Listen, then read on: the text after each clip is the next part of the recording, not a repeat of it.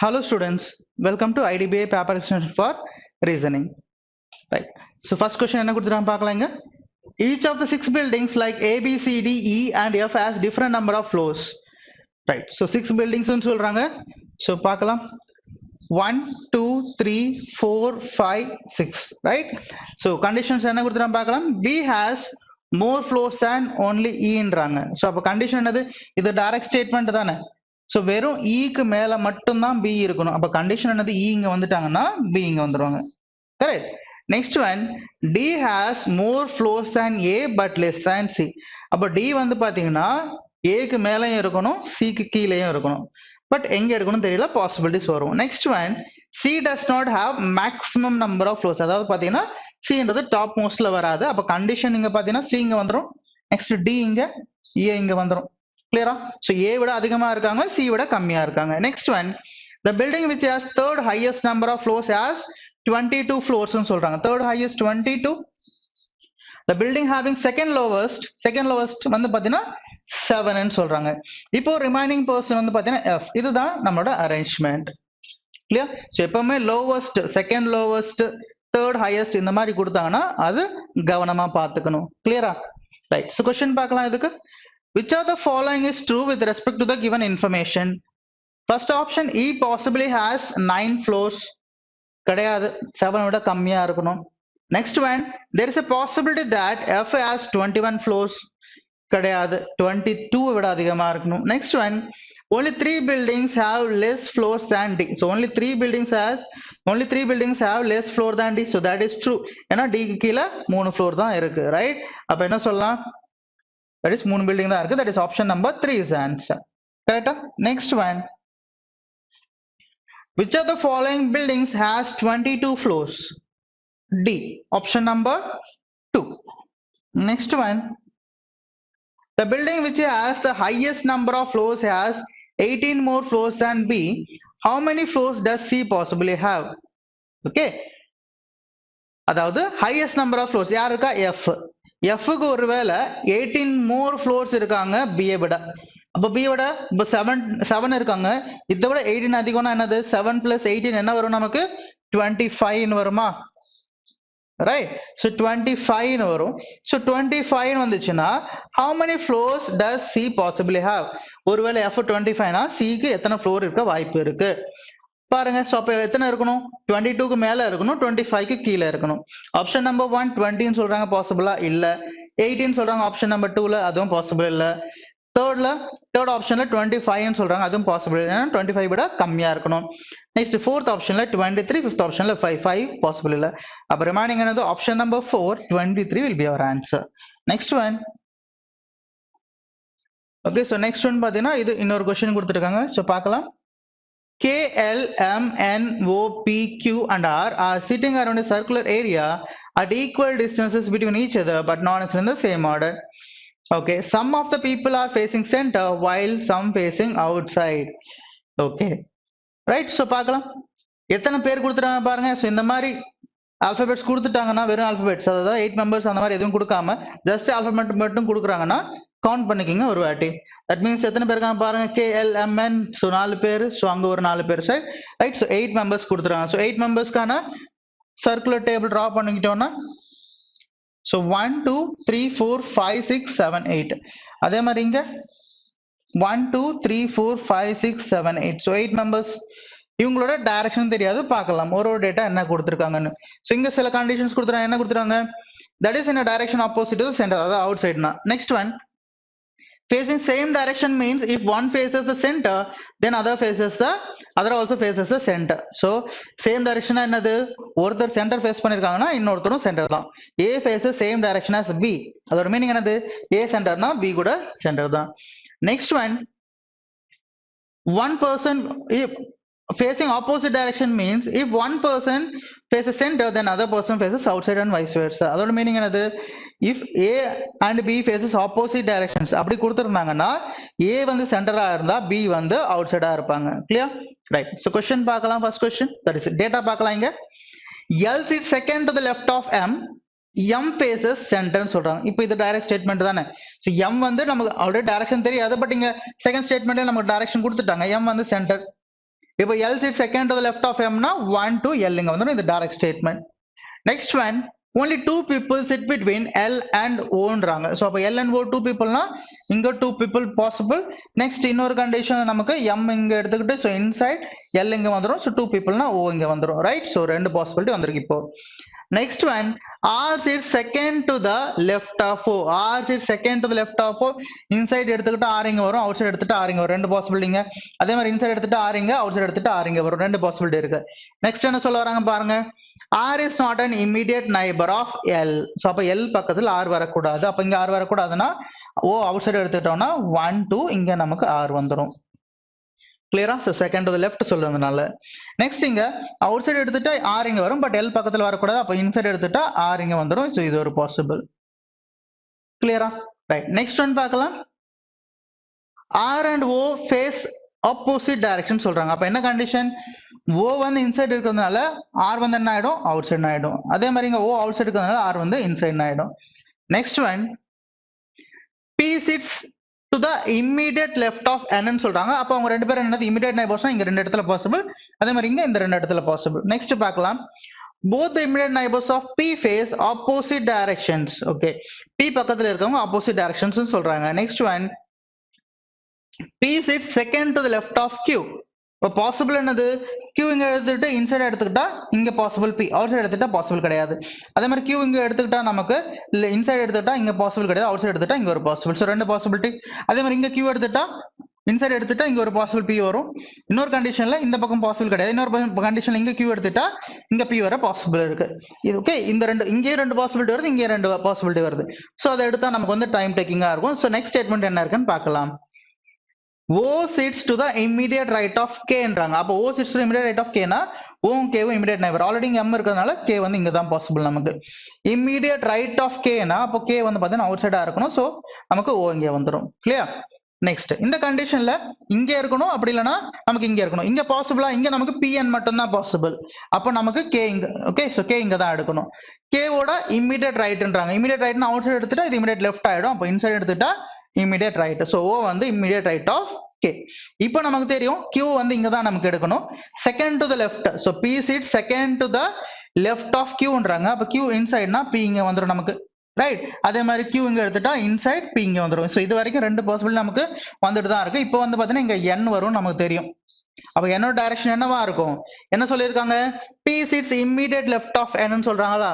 immediate left of N னா N வந்து அவுட் சைடா இருந்தா மட்டும்தான் பாசிபிள் நமக்கு. கிளியரா? சோ நெக்ஸ்ட் பார்க்கலாம். சார்ட் அவுட் பண்றதுக்கு என்ன வழி இருக்கு, என்ன கொடுத்திருக்காங்க டேட்டான்றது.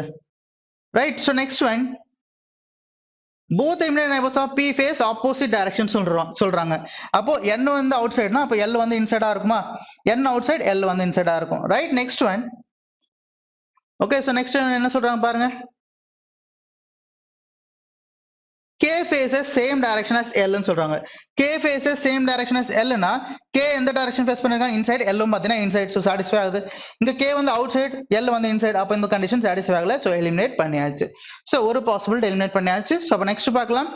P faces the same direction as R. P faces same direction as R னா R அவுட் சைடுனா P வந்து பாத்தீங்கன்னா அவுட் சைடு. இதுதான் நம்மளோட கண்டிஷன். ரைட்? அவங்க கொடுத்த கண்டிஷனுக்கான இது okay arrangement. Right? So question பார்க்கலாம் இங்க. What is Q's position with respect to K? Okay. K ல இருந்து பாக்கும்போது Q ஓட பொசிஷன் என்னது? பார்த்தோம்னா K இங்க இருக்காங்க 1 2 3, that is third to the left. So third to the left, that is option number 5. Right? Next one. How many people in the given arrangement face outside? So எத்தனை பேர் outside face பண்ணிருக்காங்க பாருங்க. 1 2 3. So மூணு பேர் தான் outside face பண்ணிருக்காங்க. That is 3, option number 1. Next one. Who sits third to the right of P? Third to the right of P இருக்காங்க பாருங்க. 1 2 3, that is K. Option number 4. Next one. Okay, next question படிங்க. 4 of the following 5 are alike in a certain way based on the given seating arrangement and so form a group which is the one that does not belong to that group. That means odd one out. K பார்த்தோம்னா inside இருக்காங்க. L பார்த்தோம்னா inside இருக்காங்க. M பார்த்தோம்னா inside இருக்காங்க. O inside. அப்ப remaining R வந்து பாத்தீங்கன்னா outside. அப்ப R தான் odd one out. ஏன்னா மத்த எல்லாருமே inside paste பண்ணிருக்காங்க, R மட்டும் outside paste பண்ணிருக்காங்க. Right, next one. Which of the following is true regarding L as per the given seating arrangement? L sits second to the right of Q ன்றாங்க. L sits second to the right of Q கிடையாது. So அவங்க immediate neighbors. L face outside கிடையாது, inside. Next, only 3 people sit between L and N கிடையாது. Next one, only 2 people sit between R and L. So only 2 people sit between R and L. Next one, L is an immediate neighbor of P and M. அது கிடையாது. So L க்கும் R க்கும் நடுவுல ரெண்டு பேர் உட்கார்ந்திருக்காங்க. That is option number 4 will be your answer. Next one. Who sits exactly between R and Q when counted right of R? So right of R இந்த பக்கம், so அப்ப இந்த பக்கம் வரணும். அப்ப R Q க்கு நடுவுல யார் இருக்கா? நமக்கு M இருக்காங்க. That is option number 1. Next one. So next one என்ன கொடுத்திருக்காங்க? Different question. Okay, so பாருங்க என்ன கேக்குறாங்கன்னு. Right. In this question, given two statements A and B, these statements may either independent cause or may be effects of independent causes or a common cause. One of these statements may be effect of the other statement. Read both the statements and decide which of the following, which of the given answer choice correctly depicts the relationship between these two statements. இது என்னன்னா cause and effect, right? So cause and effect னா இந்த ரெண்டு ஸ்டேட்மெண்ட்டும் ஒண்ணுக்கு ஒண்ணு relation இருக்கா இல்லையான்றத பார்க்கணும். First நம்ம பார்க்கலாம். ஃபர்ஸ்ட் ஒன் A என்ன கொடுத்துறான்னு, contract laborers of XYZ corporation decided to call off their month-old strike. Okay, call off பண்ண டிசைட் பண்ணிருக்காங்க, ரைட்? அதை வித்ட்ரா பண்ண டிசைட் பண்ணிருக்காங்க அவங்களோட ஸ்ட்ரைக்க. எதுக்காக வித்ட்ரா பண்ணிருக்காங்க? சோ அதுக்கு ஏதாவது ரீசன் இருக்கான்றது செகண்ட் ஒன்ல ஏதாவது கொடுத்துருக்காங்களா பார்க்கலாம். XYZ corporation had to undergo several rounds of audits in the last financial year. இது நல்லா கவனிச்சீங்கன்னா இங்க ஒரு ஸ்டேட்மெண்ட் சொல்றாங்க, இங்க ஒரு ஸ்டேட்மெண்ட். ஆனா ரெண்டுமே வந்து XYZ கார்பரேஷனுக்கு சம்பந்தப்பட்டது தான். பட் அது கொடுத்திருக்கிற கண்டிஷன், அதாவது கொடுத்திருக்கிற அந்த ஸ்டேட்மெண்டோட இருக்கிற கண்டென்ட் வந்து பாத்தீங்கன்னா ரெண்டுத்துக்கும் சம்பந்தம் இருக்கா? ரெண்டுத்துக்குமே சம்பந்தம் கிடையாது. கிளியரா? அது கிளியர். இப்போ ரெண்டுமே வந்து எஃபெக்டா இல்ல ரெண்டு பேரும் வந்து பாத்தீங்கன்னா இண்டிபெண்டன்ட் காசஸா நம்ம கண்டுபிடிக்கணும். சோ இங்க ஸ்ட்ரைக் வந்து பாத்தீங்கன்னா கால் ஆஃப் பண்ணிருக்காங்க, அதாவது என்னது வித்ட்ரா பண்ணிருக்காங்க ஸ்ட்ரைக்க, கரெக்டா? அப்ப எதுக்காக வித்ட்ரா பண்ணிருக்காங்க? இன்கேஸ் அவங்க என்ன கோரிக்கை அதெல்லாம் டிசைட், ஓகே அதெல்லாம் நிறைவேறிச்சா அதெல்லாம் நமக்கு தெரியாது, பட் கால் ஆஃப் பண்ணிருக்காங்க. அப்போ ஃபர்ஸ்ட் ஒன் வந்து என்னது எஃபெக்ட்னு சொல்லலாமா? அப்ப செகண்ட் ஒன் பார்த்தோம்னா எதனால நிறைய ரவுண்ட்ஸ் ஆஃப் ஆடிட்ஸ் வந்து கனெக்ட் பண்ணிருக்காங்க லாஸ்ட் ஃபினான்ஷியல் இயர், நமக்கு ஏதாவது தெரியுமா? தெரியாது. ஓகே, அப்ப பண்ணிருக்காங்க, எதுக்காக பண்ணிருக்காங்கன்னா தெரியாது. அப்போ பண்ணிருக்காங்கன்னா அப்ப இது என்னது நம்ம சொல்லலாம்? எஃபெக்ட்னு சொல்லலாமா? அப்போ ஆன்சர் என்ன வரும் நமக்கு? செகண்ட் ஆப்ஷன்ல பாருங்க, both the statements A and B are effects of independent causes. That means option number 2 is our answer. Clear? So A, B ரெண்டுமே வந்து effects தான், but independent causes. இதுக்கு ஏதோ ஒரு ரீசன் இருக்கு, இதுக்கு ஏதோ ஒரு ரீசன் இருக்கு, ரைட்? சோ அதனால independent causes சொல்றோம். Next one. Okay, next one. இதுவும் பாத்தீங்கன்னா cause and effectல தான் கொடுத்திருக்காங்க, பார்க்கலாம். Country Y has introduced biometric checks at its airport where every passport holder will be recognized with the help of fingerprints. Next, there has been a significant rise in the number of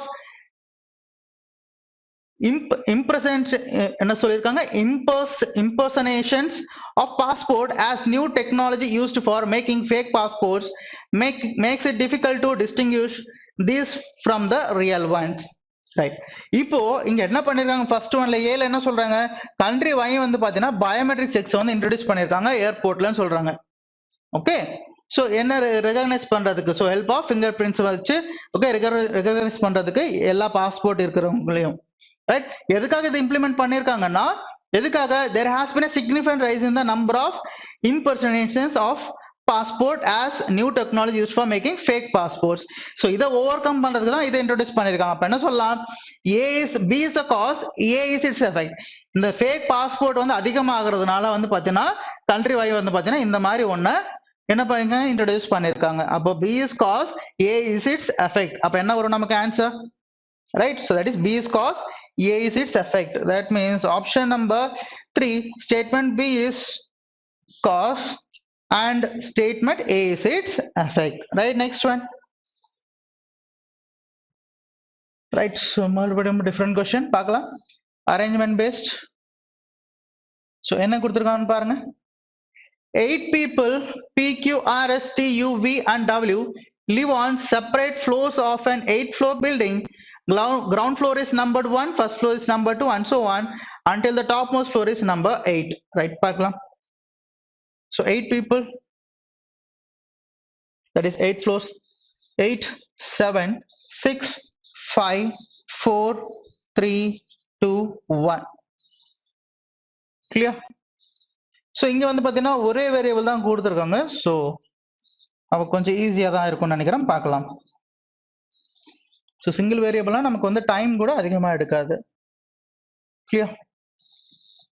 Q lives on floor number 5 ன்னு சொல்றாங்க. அந்த direct statement. So Q lives on floor number 5. Only 2 people live between Q and S. So 2 people between Q and S னா 1, 2 இங்க S possible. இன்னொரு கண்டிஷன்ல 1, 2 இங்க S possible. So ரெண்டு possibility வந்துச்சு இப்போ. Next one, only one person lives between S and T. So S க்கும் T க்கும் நடுவுல ஒரு person. So S க்கும் T க்கும் நடுவுல இந்த பக்கம் பாசிபிள் இல்ல. So இங்க ஒரு person. Next one, S lives above T. So S lives above T னா இந்த பாசிபிலிட்டி நமக்கு தப்பாயிடுது. Next one, V lives immediately above R. So V lives immediately above R னா பாசிபிள் இந்த நாலு இடத்துல தான் பாசிபிள், இங்க பாசிபிள் கிடையாது. ஸோ நிறைய பாசிபிலிட்டி வரும், பார்க்கலாம். இமீடியட் நைபர்ஸ் சொல்றாங்க. ஸோ இமீடியட் நைபர்னா இந்த மாதிரி இருப்பாங்க. ஸோ பக்கத்து பக்கத்துல இருப்பாங்க. ரைட்? ஸோ V வந்து பாத்தீங்கன்னா ஆருக்கு மேல இருக்கணும். U lives on an odd number floorன்றாங்க. ஸோ odd number floorனா இங்க பாசிபிள் நமக்கு. நெக்ஸ்ட் வந்து பாத்தீங்கன்னா இங்க பாசிபிள், இங்க பாசிபிள். ரைட்? ஸோ மூணு இடத்துல பாசிபிள் வருது. நெக்ஸ்ட் பார்க்கலாம். U lives one of the floor below R. So U lives one of the floor below R னா அப்ப கண்டிப்பா இங்க ஓகே. அப்ப இந்த இடத்துல நமக்கு வந்து பாத்தீங்கன்னா R வர பாசிபிள் இல்ல. அப்ப R இங்க தான் நமக்கு வரணும். அப்ப கண்டிப்பா Uன்றது இங்க தான் நமக்கு வரணும். சோ இங்க எடுத்துக்கலாம். ஏன்னா Uன்றது நம்ம இங்க எடுத்துட்டோம்னு வச்சுங்களேன், பாசிபிள் கிடையாது. R வந்து கண்டிப்பா கீழே வந்துதான் ஆகணும். கிளியரா? அதே மாதிரி Uன்றது இங்க எடுத்துட்டாலும் கண்டிப்பா இமிடியேட் நைபர்ஸ் R V அப்ப இங்க தான் வந்தாகணும். அப்ப பாசிபிள் கிடையாது. அப்ப Uன்றது இங்க தான் வந்தாகணும் நமக்கு. கிளியரா? ரைட்? ஏன்னா U வந்து பாத்தீங்கன்னா பிலோ ஆர்ன்றாங்க. இமிடியேட் கிடையாது, எங்க வேணா இருக்கலாம், பட் பிலோ ஆரா இருக்கணும். Next one, P lives on an odd number floorன்றாங்க. P lives on an odd number floorனா இங்க பாசிபிள் கிடையாது. இங்க நம்ம P எடுத்துக்கிட்டோம்னா V யும் R இமிடியேட் நைபர்ஸ் எடுத்துக்க முடியாது. அப்ப P வந்து இங்க தான் எடுத்துக்கணும் நம்ம. Next one, V lives on an even number floor. So V lives on an even number floorனா இங்க பாசிபிள், இங்க பாசிபிள், பட் இங்க V எடுத்துட்டா இங்க R எடுக்கணும், பாசிபிள் கிடையாது. அப்ப இங்க V எடுத்துக்கிட்டா இங்க R. ஏன்னா V R இமிடியேட் நைபர்ஸ் இல்லையா? சோ இதுதான் பாசிபிள். ஏன்னா V lives immediately above R ன்னு கொடுத்திருக்காங்க. ரைட்? சோ ஆல்மோஸ்ட் முடிச்சிட்டோம். இன்னும் ஒரே ஒரு பர்சன் நம்ம பிளேஸ் பண்ணோம். ஒரே ஒரு பர்சன் யார் பாருங்க. P Q R S T U V W. So W இங்க வந்துரும். இதுதான் நம்மளோட ஃபைனல் அரேஞ்ச்மெண்ட். கிளியரா? ரைட்? சோ क्वेश्चंस பார்க்கலாம் one by one. Who among the following lives on floor number 2? Floor number 2 ல யாருக்கு? W, that is option number 4. Clear? Next one. Who amongst the following lives between V and T? So V க்கும் T க்கும் நடுவுல யார் இருக்காங்க? Q இருக்காங்க, that is option number 3. Next one. Who lives on the floor immediately above W? So immediately above W யார் இருக்கா? That is R, option number 3. So எல்லாத்துக்குமே option number 3 தான் வந்துட்டு இருக்கு, பார்க்கலாம். Next one. How many people live between the floor on which T and W live? So T and W க்கு நடுவுல எத்தனை பேர் இருக்காங்க? 1, 2, 3 இருக்காங்க, that is option number 1, 3. Next one. Okay, next question பாருங்க. Which of the following is true regarding to the given information? பார்க்கலாம். W lives on floor number 4 கிடையாது. Only 2 people live between U and Q கிடையாது. Next, U lives immediately below R கிடையாது. Next one, P lives immediately above Q. So P lives immediately above Q கிடையாது. Next one, S lives on the topmost floor. So remaining இருக்கிறது ஒரே ஒரு option தான், அதான் கண்டிப்பா ஆன்சரா இருக்கணும். Right? Next one.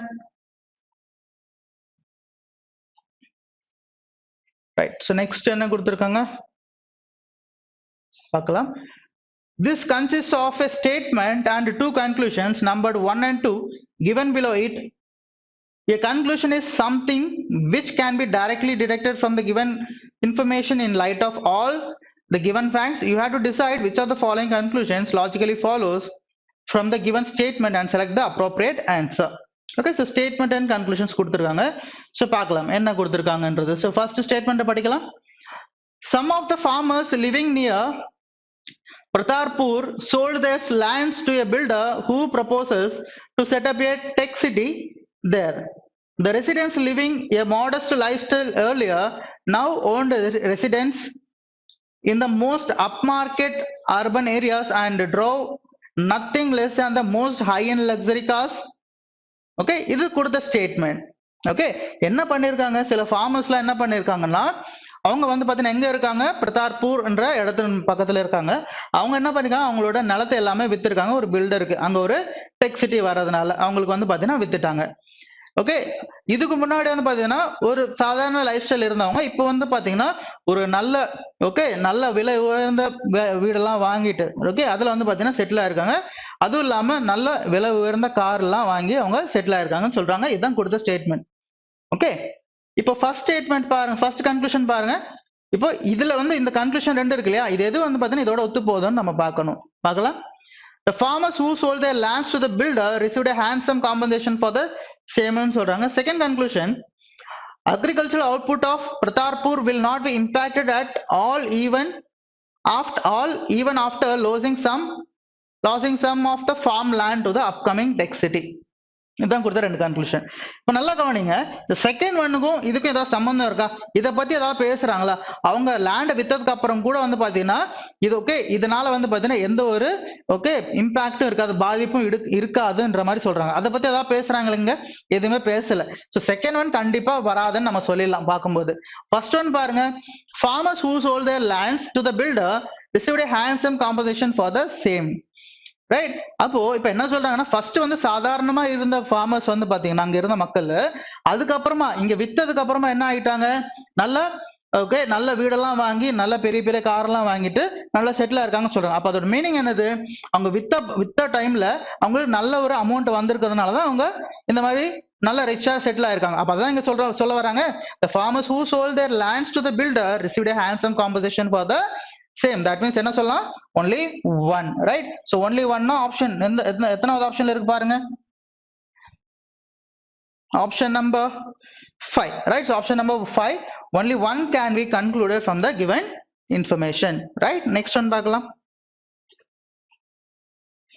So next one, okay, inference based பண்ணி கொடுத்திருக்காங்க, பார்க்கலாம் என்ன கொடுத்திருக்காங்கன்னு. Right, even a small quantity of the citrus fruit namda found only in Asia, if added to salads, can fulfill all the daily requirements of vitamin C in our body. Asian farmers have now started to process this fruit in a different way, which will reduce its sour taste considerably so that it is acceptable to American taste and can be exported to the US. Right, இங்க கொடுத்திருக்கிற statement இதெல்லாம். இப்ப என்ன சொல்றாங்க, which of the following can be inferred from the given information, அதாவது இதுல இருந்து எந்த ஒரு ஸ்டேட்மெண்ட்டை நம்ம வந்து டிரைவ் பண்ணலாம் அப்படின்னு கேக்குறாங்க. பார்க்கலாம், இன்ஃபர் பண்ணலாம்னு கேக்குறாங்க. So first one, the new process does not alter vitamin content.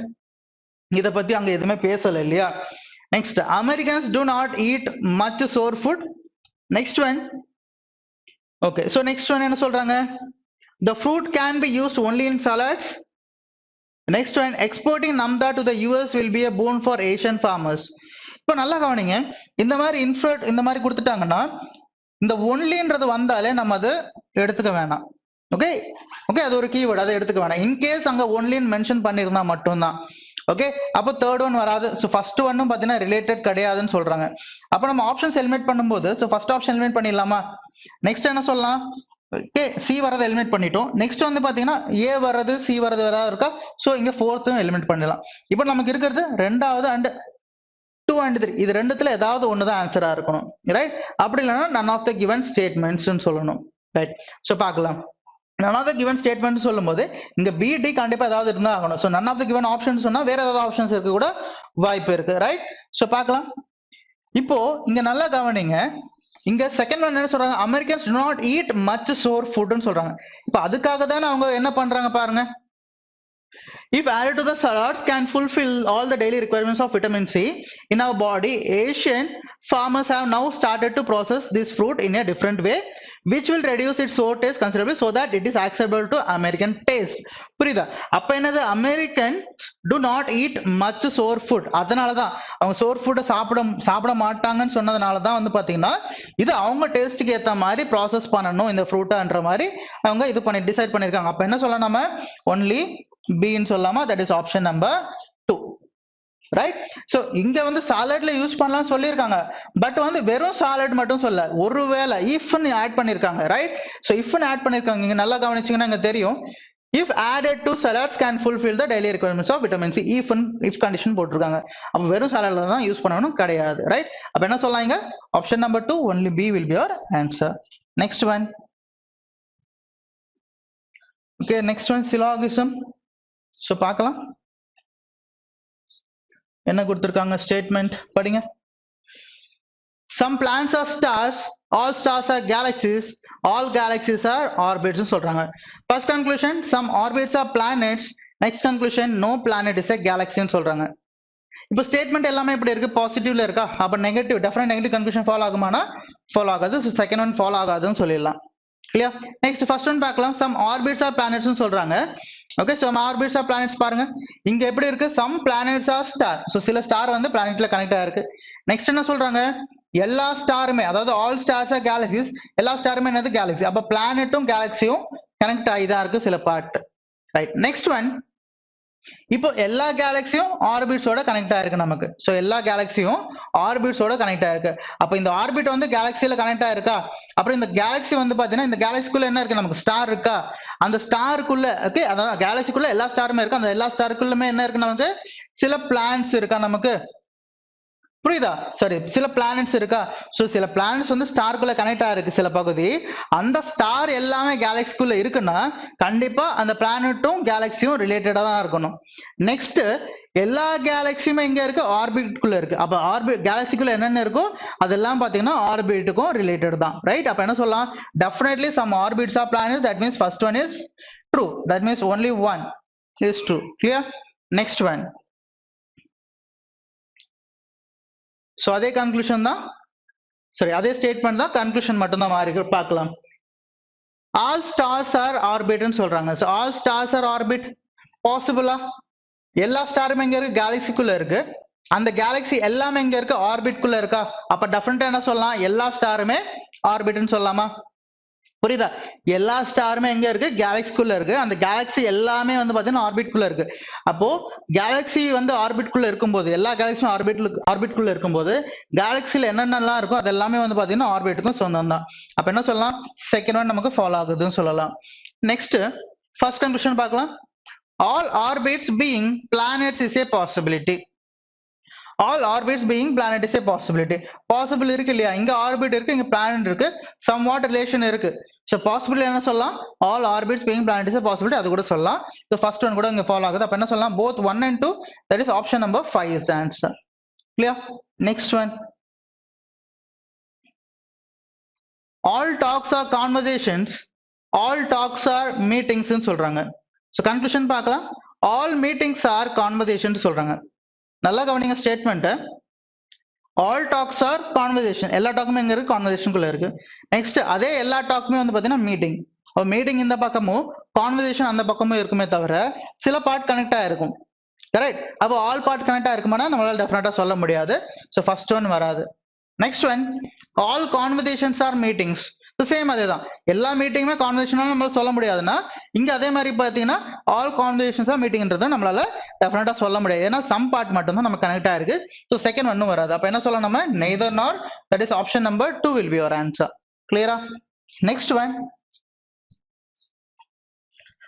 right so next one okay no image is a picture all pictures are copies no copy is a duplicate so கொடுத்திருக்க statement இது so conclusion பார்க்கலாம் all copies being images is a possibility next conclusion all duplicates being images is a possibility ன்னு சொல்றாங்க right so இங்க copies and imagesக்கு possibility என்ன all possibility எடுக்கறாங்க பார்க்கலாம் all copies being images is a possibility so பாருங்க image no image is a picture all pictures are copies ன்னு சொல்றாங்க so image இங்க இருக்கு copy இங்க இருக்கு இந்த ஆல் காப்பீஸ் ஆர் இமேஜஸ் தான் பாசிபிலிட்டி நம்ம காட்டணும் அந்த காப்பீஸ்க்குள்ள என்ன இருக்கு நமக்கு பிக்சர் இருக்கா ஓகே அந்த பிக்சருக்குள்ள வந்து பாத்தீங்கன்னா அந்த காப்பிக்குள்ள வந்து பாத்தீங்கன்னா பிக்சர் இருக்கு அந்த பிக்சர் எதுவுமே இமேஜ் கிடையாதுன்னு சொல்லிட்டாங்க இப்போ ஆல் காப்பீஸ் ஆர் பிக்சர் நம்ம டிரா பண்ணும்போது கண்டிப்பா நமக்கு அந்த பிக்சரும் இமேஜும் கனெக்ட் ஆகுமா அப்ப ஸ்டேட்மெண்டா மாறுது இல்லையா அப்ப இதுக்கு வாய்ப்பே கிடையாது ஸோ ஃபர்ஸ்ட் ஒன் வராது நமக்கு next one all duplicates being image is a possibility.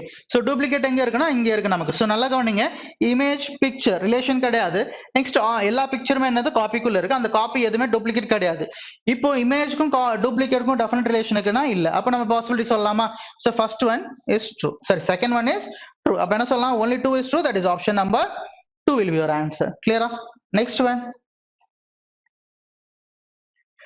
Next one, all wings are propellers, all propellers are seats, all seats are belts. So கொடுத்திருக்க எல்லாமே பாசிட்டிவ் ஸ்டேட்மெண்ட் தான். So பாசிட்டிவ் ஸ்டேட்மெண்ட் சொல்லும்போது first one வந்து பாத்தீங்கன்னா negative, அது நமக்கு follow ஆகாது.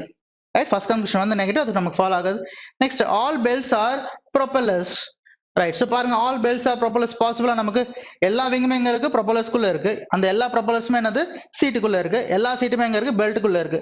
அப்ப பெல்ட் சில பகுதி வந்து பாத்தீங்கன்னா வெளியே தான் இருக்கு நமக்கு. கரெக்ட், அந்த எல்லா பெல்ட்டுமே ப்ரொப்பலர்ஸ் நம்மளால டெஃபினட்டா சொல்ல முடியாது. மேபி பாசிபிள் இருக்கலாம், பட் டெஃபினட்டான்றது நம்மளால சொல்ல முடியாது. ஸோ செகண்ட் ஒன்னும் ஃபாலோ ஆகாது. அப்ப என்ன சொல்லலாம் நம்ம? Neither nor, that is option number 4 is the answer. Next one. So conclusion statement வந்து பாத்தீங்கன்னா ஆல்ரெடி பார்த்த ஸ்டேட்மெண்ட் தான். கன்க்ளூஷன் பார்க்கலாம். All copies are pictures, no picture is duplicate. Right, so first conclusion பார்க்கலாம். ஆல் காப்பீஸ் ஆர் பிக்சர்ஸ் சொல்றாங்க. பாருங்க இங்க all pictures R copies தான் சொல்றாங்க. அது மறுபடியும் ரிவர்ஸ்ல நம்ம டெஃபரண்டா சொல்ல முடியாது. ரைட், ஸோ ஃபர்ஸ்ட் ஒன்ன்றது நமக்கு வராது. Next one, no picture is a டூப்ளிகேட்னு சொல்றாங்க. No picture is a duplicate. இப்ப நல்லா கவனிச்சுன்னா எல்லா பிக்சருமே எங்க இருக்கு? நமக்கு காப்பிக்குள்ள இருக்கா? இந்த காப்பி எதுவுமே வந்து பாத்தீங்கன்னா டூப்ளிகேட் கிடையாதா? அப்ப டூப்ளிகேட் கிடையாதுன்னா அப்ப கண்டிப்பா பிக்சரை வந்து டூப்ளிகேட் வச்சு கனெக்ட் பண்ண முடியுமா? கொஞ்சம் கூட கனெக்ட் பண்ண முடியாது. எதுக்குன்னா எல்லா பிக்சருமே காப்பிக்குள்ள இருக்கு, அந்த காப்பி எதுவுமே வந்து டூப்ளிகேட் கிடையாதுன்னு சொல்லிட்டாங்க. அதாவது no relation between copies and duplicate. Clear? அப்போ டூப்ளிகேட்ல என்ன இருந்தாலும் அதை வந்து டூப்ளிகேட், அதாவது காப்பிக்குள்ள என்ன இருந்தாலும் அதை டூப்ளிகேட் வச்சு கனெக்ட் பண்ண முடியாது. அதே மாதிரி டூப்ளிகேட்டுக்குள்ள என்ன இருந்தாலும் அதை நம்ம காப்பி வச்சு காப்பி கூட கனெக்ட் பண்ண முடியாது. கிளியர்? அப்ப என்ன சொல்லலாம்? கண்டிப்பா அந்த பிக்சர் எதுவுமே வந்து பாத்தீங்கன்னா டூப்ளிகேட் கிடையாது. Second one follows here, that means option number 4 only conclusion 2 is true. Right, next one. So next one inequalities base பண்ணி கொடுத்திருக்காங்க, பார்க்கலாம். Right. So inequalities கொடுத்துட்டால first conclusion தான் நம்ம செக் பண்ணோம். t greater than or equal to s ன்னு சொல்றாங்க. So t ல இருந்து s க்கு பார்த்தோம்னா சிங்கிள் ஸ்டேட்மெண்ட்ல இருக்கு. So greater than or equal to s. So இருக்கா? இல்ல, ஆப்போசிட் டைரக்ஷன் சிம்பல்ஸ்ல இருக்கு. So ஆப்போசிட் டைரக்ஷன் சிம்பல் இருந்தா நமக்கு டெஃபினட் ரிலேஷன் வராது. Next one, c less than or equal to e. So c less than or equal to e. c ல இருந்து பாக்கும்போது equal to less than or equal to less than or equal to. Second one follow ஆகுது நமக்கு. அப்ப என்ன சொல்லலாம்? only 2 follows, that is only 2 is true, that is option number 4. Next one, n greater than or equal to r ன்னு சொல்றாங்க. So n greater than or equal to r, n இங்க இருக்கு, நமக்கு r இங்க இருக்கு. ரைட், இங்க r equal to a ன்னு சொல்லிட்டாங்க. அப்ப இந்த பிளேஸ்ல நான் r ன்னு மென்ஷன் பண்ணலாமா? r greater than or equal to, that is n greater than or equal to r, that is first one is true. Right, so second one, d less than p ன்னு சொல்றாங்க. So d less than p, connectivity பார்த்தோம்னா என்ன connectivity நமக்கு? So a தான் connectivity. So a connectivity னா d greater than or equal to, right, so d greater than or equal to r ன்னு இருக்கு.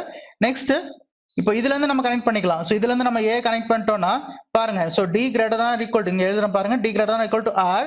so next equal to a. so equal to a எழுத தேவையில்ல, மறுபடியும் இங்க டைரக்டா நம்ம less than எடுத்துக்கலாம். இங்க less than or equal to எடுத்துட்டோம்னா என்ன இருக்கு? ஆப்போசிட் டைரக்ஷன் சிம்பல் இருக்கா? so second one follow ஆகாது. அப்ப என்ன சொல்லலாம் நம்ம? only one is true, that is option number 1. okay, next one, r greater than or equal to c ன்னு சொல்றாங்க. so r greater than or equal to c, r க்கும் c க்கும் நடுவுல opposite direction symbol, so first one வராது.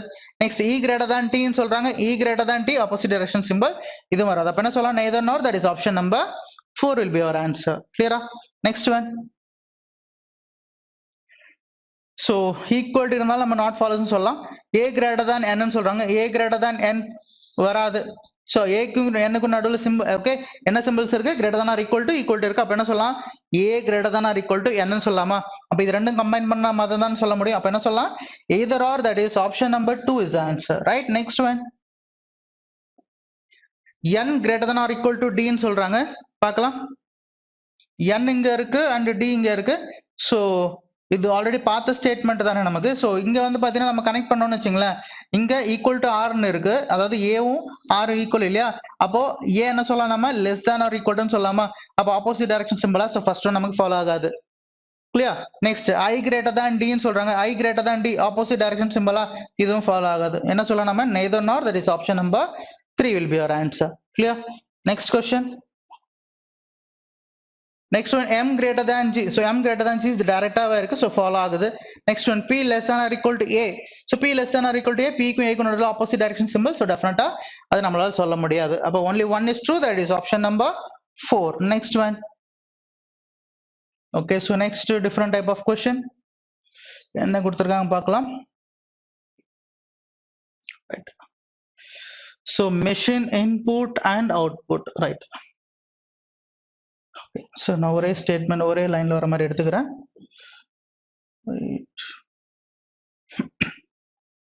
Right. So machine input and output. So கண்டிப்பா ஒரு question வந்து இதுல இருந்து கண்டிப்பா வரும். So ஒரு question, அதாவது ஒரு செட் வருதுன்னா so அதுல 5 question கவர் பண்ணுவாங்க. கிளியர்? ரைட். ஸோ இந்த மாதிரி மெஷின் இன்புட் வருதுன்னா ஸோ ஃபர்ஸ்ட் அது எந்த பேட்டர்ன்ல இருந்து இல்ல எந்த லாஜிக்ல அரேஞ்ச் பண்ணிருக்காங்கன்னு பார்க்கணும் நம்ம. ஸோ பேட்டர்ன்னா நமக்கு 2 டைப்ஸ் இருக்கும். ஒன்னு வந்து பாத்தீங்கன்னா நமக்கு என்னது parallel பேட்டர்ன் சொல்லுவாங்க, இல்ல ஃபிக்ஸ்ட் பேட்டர்ன் சொல்லுவாங்க, ரைட். இன்னொன்னு வந்து பாத்தீங்கன்னா டயகனல் அரேஞ்ச்மெண்ட்னு கூட சொல்லுவாங்க, இல்ல டயகனல் பேட்டர்ன் கூட சொல்லலாம், ரைட். இல்ல ஷிஃப்டிங் பேட்டர்ன் கூட சொல்லுவாங்க. பார்க்கலாம் இங்க. ஸோ எப்படி இருக்குன்னு ஃபர்ஸ்ட் வந்து பேட்டர்ன் தான் கண்டுபிடிக்கணும். பேட்டர்ன் கண்டுபிடிக்கணும்னா எந்த ஃபார்மேட்ல இருக்குன்னு பார்க்கணும்னா இன்புட்டுக்கும் ஸ்டெப் 1க்கு டிஃபரன்ஸ் கண்டுபிடிங்க பார்க்கலாம். ஃபர்ஸ்ட் இன்புட்டுக்கும் ஸ்டெப் 1க்கு டிஃபரன்ஸ் என்னது? இங்க 13 எக்ஸ்ட்ரீம் லெஃப்ட் ஹேண்ட்ல இருக்கு, இங்க ரீசென்ட் இருக்கு. அப்ப இங்க சேஞ்ச் ஆயிருக்கு நமக்கு, ரைட். ரைட் சைடு பார்த்தோம்னா 23 டன் அதெல்லாம் அப்படியே இருக்கு. கிளியர்? அப்போ நமக்கு வந்து பாத்தீங்கன்னா லெஃப்ட் சைட்ல இருந்து சேஞ்ச் ஆயிட்டு வருது. நெக்ஸ்ட் இங்க செகண்ட் இதுல பார்த்தோம்னா நமக்கு இன்புட் ஸ்டெப் 1க்கும் ஸ்டெப் 2க்கும் பாத்தீங்கன்னா இங்க எக்ஸ்ட்ரீமெண்ட்ல 13 இருக்கு, இங்க 23 இருக்கு, ரைட். 13 உள்ள போயிடுச்சு. நெக்ஸ்ட் இங்க ரீசன்ட் 32 இருக்கு, இங்க 13 அசஸ்மெண்ட்னு வந்திருக்கு. அப்போ ரெண்டு எலிமெண்ட் அரேஞ்ச் ஆயிட்டு இருக்கு நமக்கு லெஃப்ட் சைட்ல இருந்து. மறுபடியும் செகண்ட் ஸ்டெப்ல மறுபடியும் ரெண்டு எலிமெண்ட் 23 டன் எடுத்திருக்காங்க, 13 அசஸ்மெண்ட் உள்ள போயிருக்கு. நெக்ஸ்ட் தேர்ட் ஒன்ல வந்து பாத்தீங்கன்னா 32 நியூஸ் எடுத்திருக்காங்க, நெக்ஸ்ட் 23 டன் 13 அசஸ்மெண்ட் உள்ள போயிருக்கு. அதே மாதிரி இங்க 43 ஆப்ஜெக்டிவ் எடுத்திருக்காங்க, நெக்ஸ்ட் 32 நியூஸ் 23 டன் 13 அசஸ்மெண்ட் உள்ள போயிருக்கு. Next one 56 paper, next remaining என்னென்னலாம் ப்ரீவியஸ் அரேஞ்ச் ஆச்சு அதெல்லாம் உள்ள போயிருக்கு. Next one 89 recent 56 paper. So இது வந்து பார்த்தீங்கன்னா லாஸ்ட் ஸ்டெப், அதாவது step 6 is the last step of the above arrangement. அது லாஸ்ட் ஸ்டெப், அப்போ எல்லாமே இதில் அரேஞ்ச் ஆயிருக்கும். கிளியர்? இப்போ நமக்கு புரிஞ்சிருச்சு. என்ன புரிஞ்சிருக்குன்னா இங்க ஒரு நம்பர் ஒரு வேர்டை எடுத்திருக்காங்கன்னு புரிஞ்சிருக்கு. அது அரேஞ்ச் ஆக வந்து பாத்தீங்கன்னா உள்ள அப்படியே போயிருக்கு அப்படின்னு சொல்லலாம். கிளியர்? இப்போ எப்படி அரேஞ்ச் பண்ணிருக்காங்கன்றதுதான் பார்க்கணும். இப்போ நம்ம லாஜிக் கண்டுபிடிக்கணும், ரைட். இப்போ இது வந்து பாத்தீங்கன்னா ஷிஃப்டிங் பேட்டர்ன், இது one of the type of shifting pattern சொல்லலாம் இதை. ஓகே, ஏன்னா வந்து பிக்ஸ்ட்லாம் என்னதுன்னா இப்போ 13 அரேஞ்ச் ஆயிருக்குன்னா இது இங்கே தான் இருக்கும் லாஸ்ட் ஸ்டெப் வரைக்கும். கொஞ்சம் உள்ள போயிருக்கிறதுனால அதாவது ஒரு இடத்துல, அதாவது ஒரு ஸ்டெப்லயும் அது வந்து ஷிஃப்ட் ஆகிட்டே இருக்கு பிளேஸ். ஸோ அதான் ஷிஃப்டிங் அரேஞ்ச்மெண்ட், வேற ஒன்றும் கிடையாது, ரைட். ஸோ பார்க்கலாம். இப்போ லாஜிக் பார்க்கலாம். லாஜிக் எப்படி பண்ணிருக்காங்க பாருங்க. இங்க 13, ஓகே, கரெக்டா இந்த நம்பர்ஸ் மட்டும் பாருங்க. 13, 23, 32, 43, 56, 89, ரைட். ஸோ மறுபடியும் சொல்றேன், 13, 23, 32, 43, 56, 89 எப்படி இருக்கு நமக்கு? அசெண்டிங் ஆர்டர்ல இருக்கா?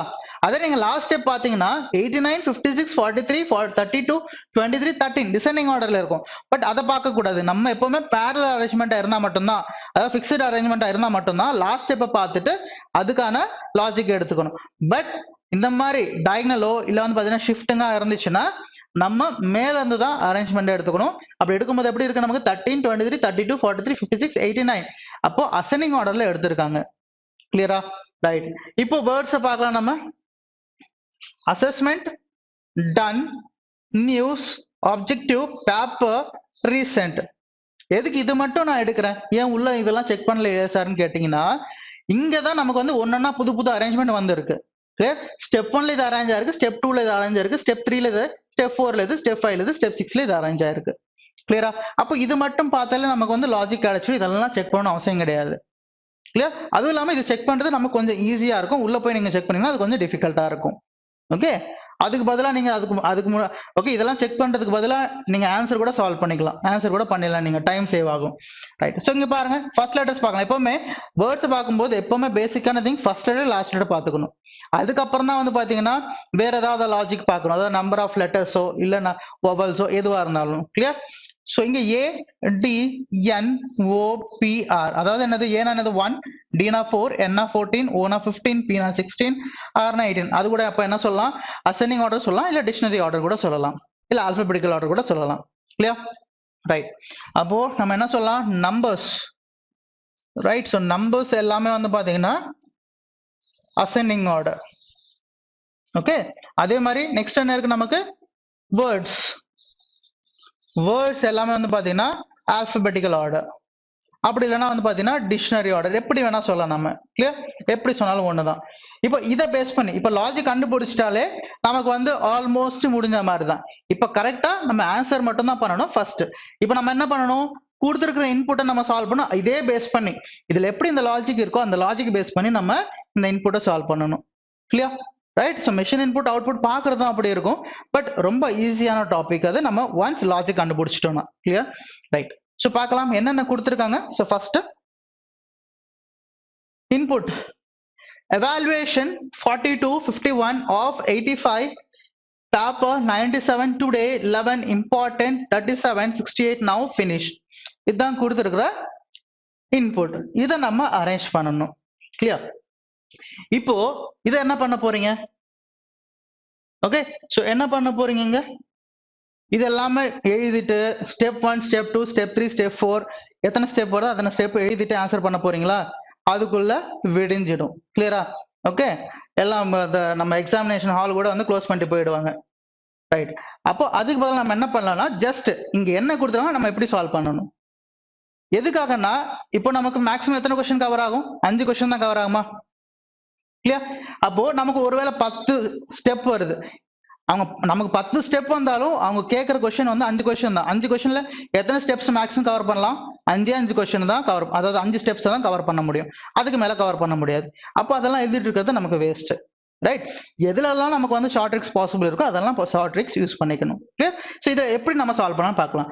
ஃபர்ஸ்ட் திங், ஓகே, என்னென்ன கொடுத்துருக்காங்கன்னு பார்க்கலாம் நமக்கு. ஸோ நம்பர்ஸ் ஃபர்ஸ்ட் பாருங்க. ஸோ நம்பர்ஸ் வந்து பாத்தீங்கன்னா 42ன்னு இருக்கு. நெக்ஸ்ட் அதே ஆர்டர்ல எழுதிக்கிறேன். ஸோ 42 அப்போ மிஸ் ஆகாம இருக்கும் நமக்கு. 51, 85, நெக்ஸ்ட் 97, நெக்ஸ்ட் ஒன் 11, 37, 68ன்னு இருக்கு. கிளியரா? இப்போ நெக்ஸ்ட் வேர்ட்ஸ் பார்த்தோம்னா என்னென்ன வேர்ட்ஸ் இருக்கு பாருங்க. ரைட். ஸோ எவாலுவேஷன், ஓகே, நான் கம்ப்ளீட்டா எழுதல, ஜஸ்ட் அதை எழுதிக்கிறேன். Next one of, next one paper, next one வந்து பாத்தீங்கன்னா today, next one important, next one now, next one வந்து ஃபினிஷ். கிளியர்? ஸோ இப்போ எழுதியாச்சு. ஸோ இப்போ வந்து பாத்தீங்கன்னா ஸோ ஃபர்ஸ்ட் நீங்க என்ன எழுதி வச்சுக்கிறீங்கன்னா இங்க, ஸோ ஃபர்ஸ்ட் அசெண்டிங் ஆர்டர் தானே. ஸோ இது 1 ஆகும். 11க்கு அப்புறம் இருக்க நம்பர் என்னது 37, தட் இஸ் 2. நெக்ஸ்ட் 37க்கு அப்புறம் 42, அது வந்து பாத்தீங்கன்னா 3. நெக்ஸ்ட் ஒன் என்னது நமக்கு 42க்கு அப்புறம் 51, தட் இஸ் 4. நெக்ஸ்ட் வந்து பாத்தீங்கன்னா 68, 5. Next one 85, that is 6. 97, that is 7. இதுதான் ஆர்டர். நெக்ஸ்ட் அதே மாதிரி பாத்தீங்கன்னா வேர்ட்ஸ் பாத்தீங்கன்னா அதுவும் பாத்தீங்கன்னா ஆல்பபெட்டிக்கல் ஆர்டர். ஆல்பபெட்டிக்கல் ஆர்டர் நமக்கு ஃபர்ஸ்ட் என்ன வரும் நமக்கு, சோ இ தானே வரும். சோ இ வந்து பாத்தீங்கன்னா 1. நெக்ஸ்ட் ஒன் வந்து பாத்தீங்கன்னா எஃப் வருமா, திஸ் இஸ் 2. எஃப்க்கு அப்புறம் என்ன வரும், ஐ, தட் இஸ் 3. ஓகே, இது 9. 9க்கு அப்புறம் என்ன வரணும், 14, 15, 16, 20. அப்ப என்னது 14. அப்ப 14 வந்து பாத்தீங்கன்னா 4. நெக்ஸ்ட் 15 வந்து பாத்தீங்கன்னா 5. நெக்ஸ்ட் 16 வந்து பாத்தீங்கன்னா 6. நெக்ஸ்ட் 20 வந்து பாத்தீங்கன்னா 7. கிளியர்? சோ நம்பரிங் கொடுத்தாச்சு. சோ இப்போ நம்ம எப்படி சால்வ் பண்ணலாம்னு பார்க்கலாம். ஓகே. சோ மேக்ஸிமம் நமக்கு வந்து பாத்தீங்கன்னா பென் பேப்பர் கூட நமக்கு தேவைப்படாது. பார்க்கலாம் பாருங்க. ரைட், பாருங்க. which element is 7th to the right of 11th, which is 11th from right end of the last step. so last step னு சொல்றாங்க. last stepனா நமக்கு எல்லாமே வந்து ஒரே ஆர்டர்ல அரேஞ்ச் ஆயிருக்குமா? ரைட். ஓகே, எல்லாமே வந்து பாத்தீங்கன்னா ஆர்டர்ல அரேஞ்ச் ஆயிருக்கும். சோ பார்க்கலாம் என்ன கேக்குறாங்க. 7th to the, அதாவது 7th to the right. so to the right. next வந்து பாத்தீங்கன்னா which is of the element which is 11th from right hand. so 11th from right hand. so from right and அதாவது to right from right. அப்ப என்னது ரெண்டுமே opposite direction, towards right side from right side. அப்போ ரெண்டுமே opposite டைரக்ஷனா minus பண்ணா அதாவது difference எடுக்கணும். Difference எடுத்தோம்னா 7 and 11 டிஃபரன்ஸ் என்னது நமக்கு 4. that means 4th from, okay, so 4th from right. 4th fromல ரைட் யார் இருப்பா? கிளியர். ஸோ ஃபோர்த் ஃப்ரம் ரைட்ல யார் இருப்பா, அதுதான் நம்மளோட கேள்வி. ஸோ லாஸ்ட் ஸ்டெப் கேட்குறாங்க. ஸோ லாஸ்ட் ஸ்டெப், ஸோ அது லாஸ்ட் ஸ்டெப் வந்து அது என்ன நம்பர் வேணா இருக்கட்டும், அது நமக்கு தேவையில்லை, இப்போதைக்கு அது தேவையில்லை. ஸோ லாஸ்ட் ஸ்டெப் எப்படி இருக்கும் பாருங்க. லாஸ்ட் ஸ்டெப் வந்து பார்த்தீங்கன்னா லீஸ்ட் லெட்டர், அதாவது லீஸ்ட் லெட்டர் ஸ்டார்டிங் வந்து அதாவது 1 என்ன இருக்கும் அது லாஸ்ட்ல இருக்கும் நமக்கு. நெக்ஸ்ட் என்ன இருக்கும் நமக்கு, நெக்ஸ்ட் இன்னொரு 1 இருக்கும், அதாவது நம்பர்ல 1 இருக்கும். நெக்ஸ்ட் ஒன்னு என்ன இருக்குங்க, 2 இருக்கும் வேர்ட்ல. அப்புறம் வந்து பாத்தீங்கன்னா நம்பர்ல நமக்கு 2 இருக்கும். ஓகே, நல்லா கவனிங்க, நம்பர்ல 2 இருக்கும். என்ன கேக்குறாங்க, ஃபோர்த் ஃப்ரம் ரைட் ஹேண்ட் கேக்குறாங்களா. ஃபோர்த் ஃப்ரம் ரைட் ஹேண்ட் அப்ப என்னது நமக்கு நம்பர்ல செகண்ட் ஒன். ஓகே, நம்பர்ல செகண்ட் ஒன், நல்லா கவனிங்க. என்ன இருக்கு லாஸ்ட் ஸ்டெப், இதுவா லாஸ்ட் ஸ்டெப்ல வேர்ட்ல 1 இருக்கு, நெக்ஸ்ட் நம்பர்ல 1 இருக்கு. அதாவது வேர்ட்ல 1 வந்து பாத்தீங்கன்னா ஃபர்ஸ்ட்ல இருக்கு ரைட், நெக்ஸ்ட் செகண்ட் ரைட்ல என்ன இருக்கு நமக்கு நம்பர்ல 1 இருக்கு. நெக்ஸ்ட் இங்க என்ன இருக்கு நமக்கு வேர்ட்ல 2 இருக்கு, அப்ப நம்பர்ல இங்க என்ன இருக்கு நமக்கு 2 இருக்கு, ரைட். அப்ப ஃபோர்த் ஃப்ரம் ரைட் என்ன நமக்கு என்னது நம்பர்ல 2. சோ நம்பர்ல 2 என்னன்னு பாருங்க, நம்பர்ல 2, that is 37 will be your answer, right. so option number 3 37. so எதுவுமே தேவையில்ல, ஜஸ்ட் இது எழுதிட்டா போதும். clear. next one பார்க்கலாம். how many steps will be required to complete the given arrangement based on the given input. இது வந்து பாத்தீங்கன்னா நமக்கு free question. இது நீங்க லாஜிக்கே கண்டுபிடிக்கலனா கூட சால்வ் பண்ணிக்கலாம், ரைட். சோ பாருங்க, இப்போ இதுல என்ன இருக்குன்னு பாருங்க. சோ எத்தனை எலிமெண்ட்ஸ் இருக்குன்னு கவுண்ட் பண்ணா போதும் நம்ம. 1 2 3 4 5 6 7 8 9 10 11 12 13 14 எலிமெண்ட்ஸ் இருக்கா. That means 14 by 2. so 14 by 2 னா என்ன வரும் 7. so டோட்டலா நமக்கு 7 ஸ்டெப்ஸ் வரும். Option number 5 will be your answer, right. ஏன்னா ஒரு ஸ்டெப்ல நமக்கு 2 எலிமெண்ட் அரேஞ்ச் ஆயிட்டு இருக்கு, அப்போ 14 எலிமெண்ட் இருக்குன்னா நமக்கு 7 ஸ்டெப்ல முடிஞ்சிடும். கிளியர். சோ அதே மாதிரி நீங்க இதை கிராஸ் வெரிஃபை பண்ணி இங்க பாருங்க, ஒரு வாட்டி நீங்க செக் பண்ணுங்க எத்தனை எலிமெண்ட்ஸ் இருக்குன்னு பாருங்க. இங்க 1 2 3 4 5 6 7 8 9 10 11 12 இருந்துச்சா. டோட்டல் எத்தனை ஸ்டெப் வந்திருக்கு நமக்கு 6 ஸ்டெப்ஸ் வந்திருக்கு. கிளியர். அப்ப என்ன சொல்லலாம் நம்ம 7 steps R required to complete the input, right. So அதாவது லாஸ்ட் ஸ்டெப் வரதுக்கு நமக்கு எத்தனை வேணும் 7 ஸ்டெப்ஸ் இருந்தா போதும். கிளியர். சோ இந்த மாதிரி क्वेश्चंस வந்துச்சுனா நம்பர் ஆஃப் ஸ்டெப்ஸ் பை 2, அவ்வளவுதான். Next one, what is the position of paper from left hand in the second step. பேப்பரோட பொசிஷன் லெஃப்ட் ஹேண்ட்ல இருந்து செகண்ட் ஸ்டெப், அதாவது லெஃப்ட் ஹேண்ட்ல இருந்து என்னன்னு கேக்குறாங்க செகண்ட் ஸ்டெப்ல. சோ ரெண்டாவது ஸ்டெப், சோ நல்லா கவனிங்க, ரெண்டாவது ஸ்டெப். சோ ஸ்டெப் 2ன்றாங்க. ஓகே, இங்க ஸ்டெப் 2 எழுதலாம். சோ ஸ்டெப் 2ல என்ன வரும் நமக்கு ரெண்டாவது நம்பர் தான் வரணுமா. சோ ரெண்டாவது நம்பர் ஃபர்ஸ்ட் வரணும். ரெண்டாவது நம்பர் என்னது நமக்கு 37 இங்க வரும். கிளியர். நெக்ஸ்ட் 37க்கு அப்புறம் ரெண்டாவது வேர்ட் வரணுமா. ரெண்டாவது வேர்ட் என்னது நமக்கு, ரெண்டாவது வேர்ட் எங்க இருக்கு finish. Clear.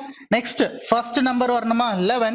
Next first word வரணுமா evaluation, ரைட். சோ இது வரைக்கும் பாத்தீங்கன்னா அரேஞ்ச்மெண்ட். அப்ப ரிமைனிங் வந்து நம்ம இங்க இல்லாததெல்லாம் இங்க அப்படியே ஆர்டர்ல எழுதிக்கணும். சோ எவாலுவேஷன் எழுதியாச்சு, ரைட். நெக்ஸ்ட் ஒன் இங்க என்ன வரும் நமக்கு 42.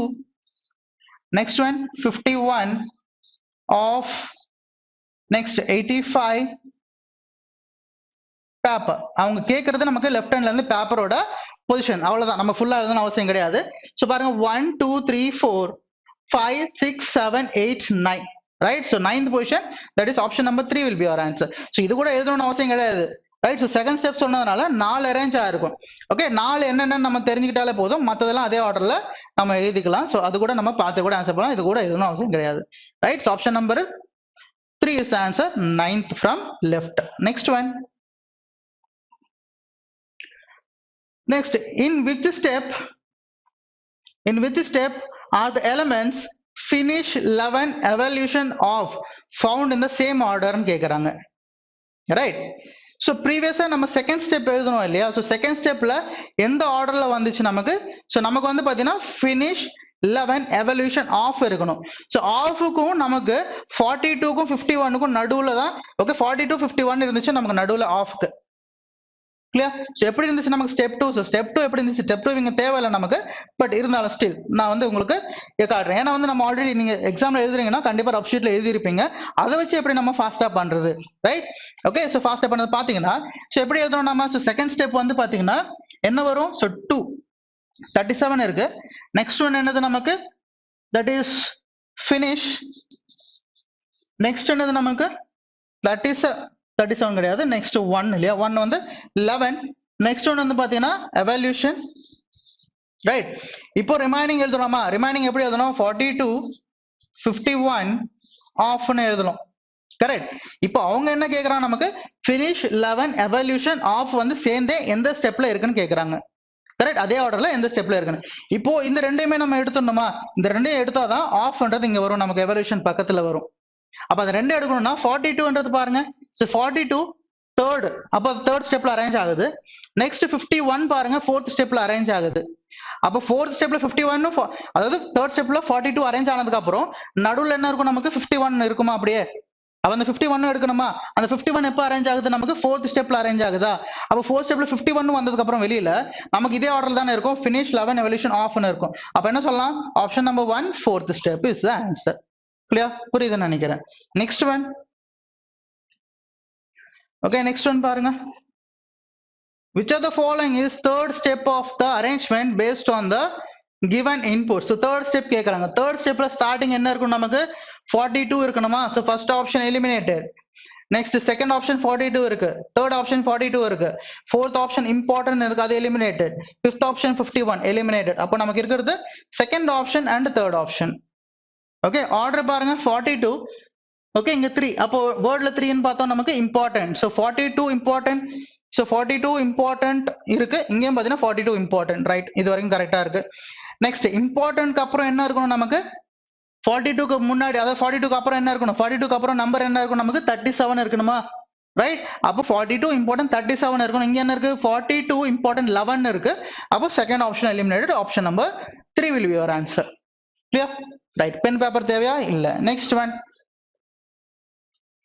Which element is exactly between 11 and 97 in the second last step of the given arrangement? Second last step na enadhu namakku?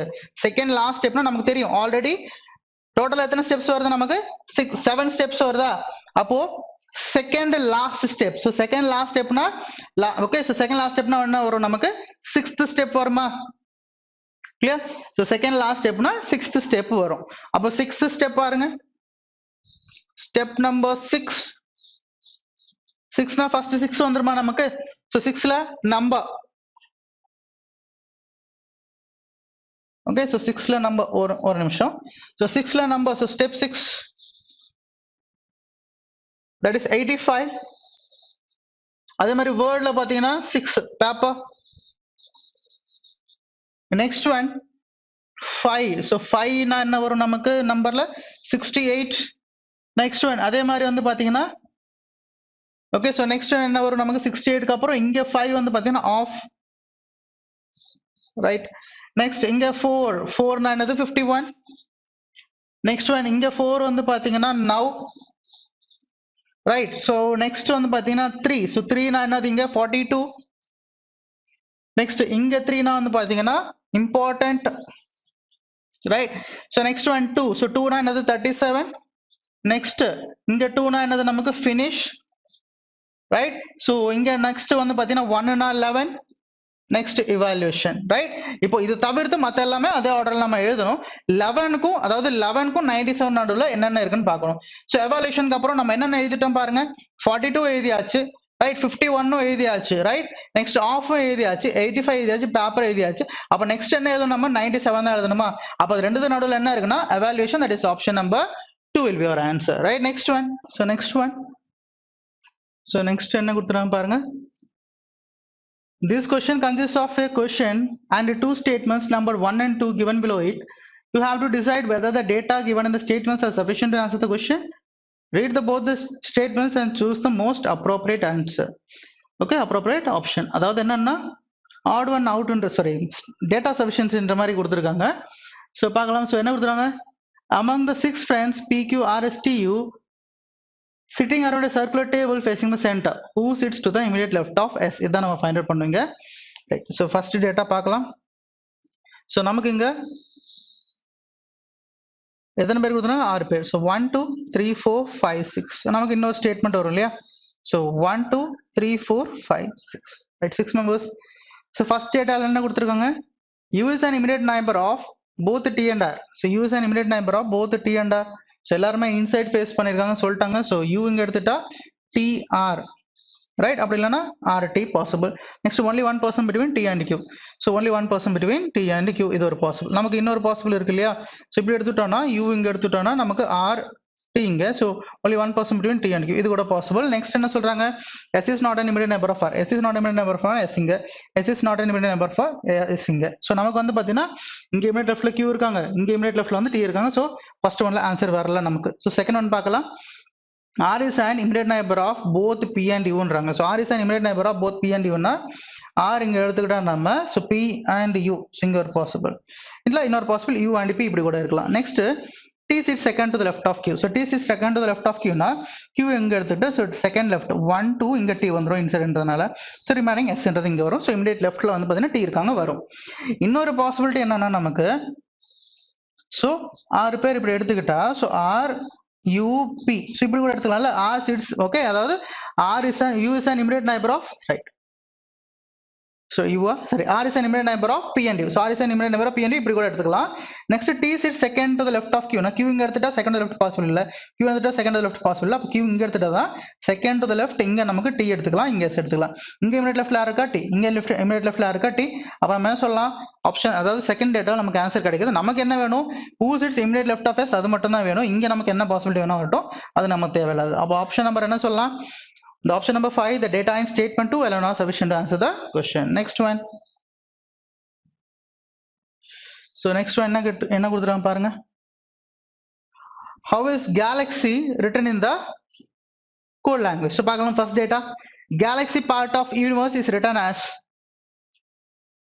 JOBIDEKA next of every universe part is written as KALOBIJO so இதுல answer வருதான்னு பார்த்தா so galaxy இங்க மட்டும் தான் இருக்கு so இங்க நமக்கு galaxy கிடையாது இந்த ஸ்டேட்மென்ட்ல இங்க பார்க்கலாம் வேற என்ன நம்ம எலிமினேட் பண்ற மாதிரி இருக்கும் universe okay next part next of இதெல்லாம் எடுத்துட்டா இப்போ இங்க தனியா இருக்கிறது galaxy மட்டும் தான் அப்ப அதுக்கான நம்ம கோட் கண்டுபிடிக்கலாம் so first one நமக்கு ஆன்சர் கிடைக்குது next one இங்க travel across our galaxy next என்ன கொடுத்துருக்காங்க every single galaxy exits so travel இங்க ஏதாவது ரிப்பீட் ஆகுதான்னு பார்த்தா exits இங்க இருக்கு இங்க இருக்கா கிடையாது next one galaxy மட்டும் தான் ரிப்பீட் ஆகுது பார்க்கலாம் next single இங்க ரிப்பீட் ஆகுதான்னு பார்த்தா கிடையாது every ரிப்பீட் ஆகுதுன்னா கிடையாது அப்ப எதுவுமே ரிப்பீட் ஆகல galaxy மட்டும் தான் ரிப்பீட் ஆகுது அப்ப இதுல காமனா இருக்கிற கோட் எடுத்துட்டு நம்ம galaxyக்கான கோட ஃபைண்ட் பண்ணலாம் அப்ப செகண்ட் ஒன்ல ஆன்சர் வருது அப்ப என்ன சொல்லலாம் நம்ம either or சொல்லலாமா so option number the data either in statement 1 alone or statement 2 alone is sufficient to answer the question option number 2 will be your answer clear next one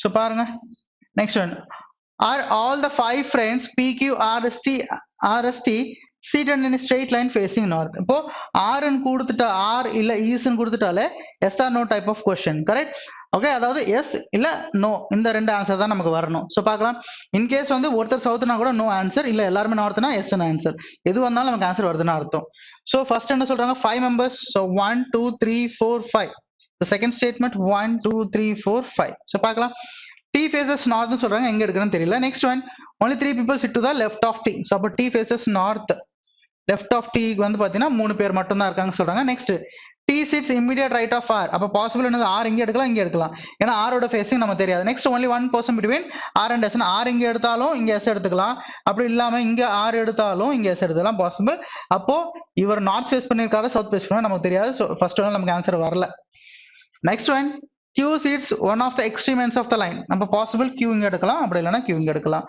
next only two people between Q and T so அப்போ two people between Q and T so two people between Q and T T faces north னு சொல்லிட்டாங்க so T faces north only one person between T and P னா so இங்க possible இங்கேயும் possible so அப்ப இங்கேயும் பார்த்தா நமக்கு answer கிடைக்கல அப்ப என்ன பண்ணோம் இப்போ மறுபடியும் கம்பைன் பண்ணுமா ரைட் கம்பைன் பண்ணா first statement T faces north னு எடுத்துக்கலாமா ரைட் so எத்தனை பேர் so 5 மெம்பர்ஸ் கொடுத்திருக்கிறது clear right so 5 members அப்போ 1 2 3 4 5 so 5 members கொடுத்திருக்காங்க so T இங்க எடுத்துட்டோம்னா north T ஓட immediate அதாவது third அதாவது T க்கு left sideல 3 பேர் மட்டும் தான் இருப்பாங்கன்னு சொல்லிருக்காங்க next T is an immediate neighbor of R only one person between R and S னு கொடுத்துறாங்க next Q sits one of the extreme ends of the line கொடுத்திருக்காங்க next only two people between Q and T அப்போ Q ன்றது இங்க வரும் extreme end okay satisfied next என்ன சொல்றாங்க only one person between T and P only one person அப்ப T and P னா இங்க தான் வரும் next T sits immediate right of R அப்ப T sits immediate right of R னா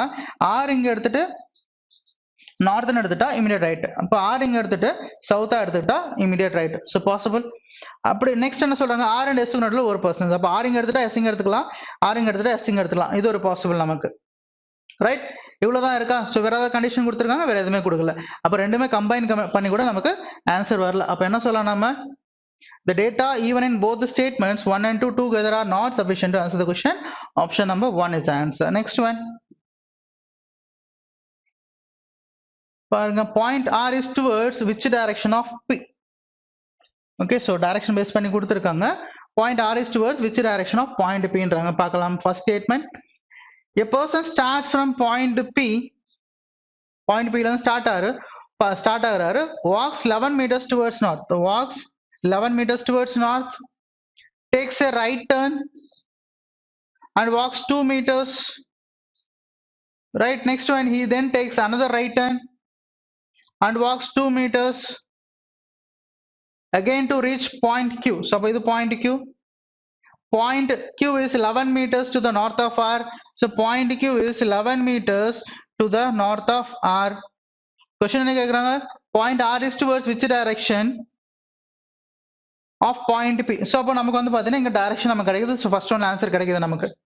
Second one பார்த்தோம்னா, if a person starts from point P, walks 8 meters towards east, right? Okay, so next one, takes a left turn. So 8 meters எடுத்துட்டு left turn எடுக்கிறாரு. So left turn and walks 2 meters. Okay, next one, followed by a left turn again for 2 meters. So மறுபடியும் ஒரு left எடுத்து 2 meters போறாரு. Next one, he will reach point S. S reach ஆகுறாரு. Point R is 8 meters away from point S. Point R வந்து பாத்தீங்கன்னா 8 meters away from point S னா இந்த பக்கம் நமக்கு இருக்காங்களா இல்ல இந்த பக்கம் இருக்காங்களா, இந்த பக்கம் இருக்கா எந்த பக்கம் இருக்கா நமக்கு தெரியாது. ஸோ செகண்ட் ஒன் ஆன்சர் வரல நமக்கு.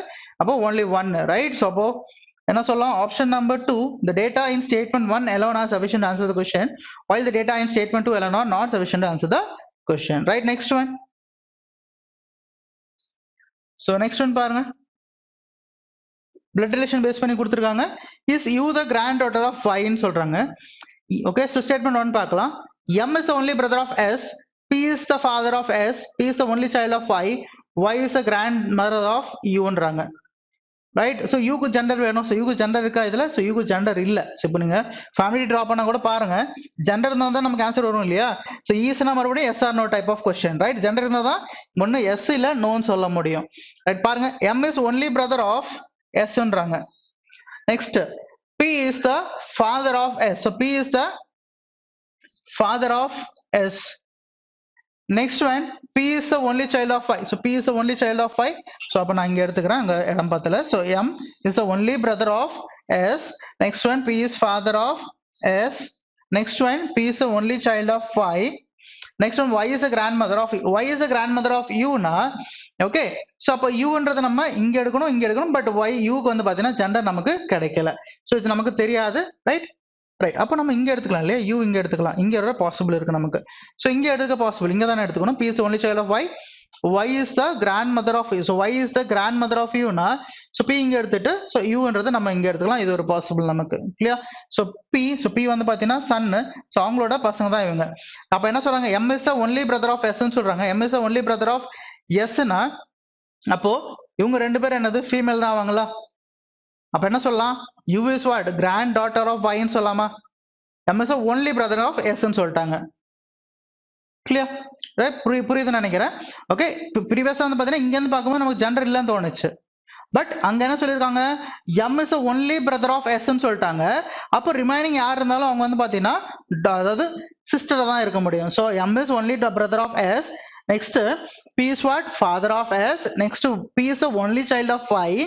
Y is the grandmother. So Y is the grandmother of U. So grandmother of U னா only child ன்னு சொல்லிட்டாங்க. அப்ப P மட்டும் தான் இருப்பாங்க, வேற யாருமே இருக்க மாட்டாங்க. நெக்ஸ்ட் அப்ப U என்ன ஆகும், ஆட்டோமேட்டிக்கா ஃபீமேல் தான் ஆயிடும் நமக்கு. கிளியரா? ரைட், அப்ப ஃபர்ஸ்ட் ஒன் ஆன்சர் கிடைக்குது. Next one, S is daughter of N. Next one, and sister of U. and யாரு, S தான். S வந்து பாத்தீங்கன்னா sister of U. Y is mother-in-law of N. So Y is mother-in-law of N னா, அப்போ N வந்து spouse ஓட mother தான் Y. Right, next one, M is son of N. So M is son of N. Next one, y has only one child. So y has only one child தான், வேற யாருமே கிடையாது. And only one grandson சொல்லிட்டாங்க. Only one child and only one grandson. Already m வந்து பாத்தீங்கன்னா grandson. அப்போ remaining யாருமே grandson இருக்க மாட்டாங்க, granddaughter தான் இருப்பாங்க. அப்போ is u granddaughter of y, that is yes. அப்போ இங்கே ஆன்சர் வருது. அப்போ என்ன சொல்லலாம் நம்ம, either or னு சொல்லலாமா, that is option number, பாருங்க. The data in either statement 1 or statement 2 alone is sufficient to answer the question. Next one. So next one, இங்க blood relation base பண்ணி கொடுத்திருக்காங்க, பார்க்கலாம். So என்ன கொடுத்திருக்காங்க பாருங்க, P is brother of M, R is mother of M. Next one, S is father of R. Next one, S is married to A. அப்ப A வந்து பாத்தீங்கன்னா மேல் ஆயிடுவாங்க. Next one, J is the only sibling of R. So J is the only sibling of R.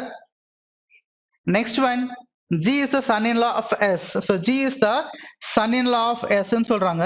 only sibling கொடுத்துட்டாங்க. அப்ப G இங்க வரணுமா இங்க வரணுமா நமக்கு தெரியாது, ஏன்னா J ஓட ஜெண்டர் நமக்கு தெரியாது. J is the only brother கொடுத்திருந்தா கூட ஓகே தான், J வந்து மேல எடுத்துக்கிட்டு R ஓட, ஓகே, so R ஓட நமக்கு என்ன சொல்லலாம், ஸ்பௌஸா நம்ம G எடுத்துக்கலாம். so பாசிபிள் இல்ல, அப்ப எங்க இருக்கும் நமக்கு தெரியாது, ஒன்னு இங்க வரலாம் இல்ல இங்க வரலாம், நமக்கு G. so பார்க்கலாம், how is P related to J?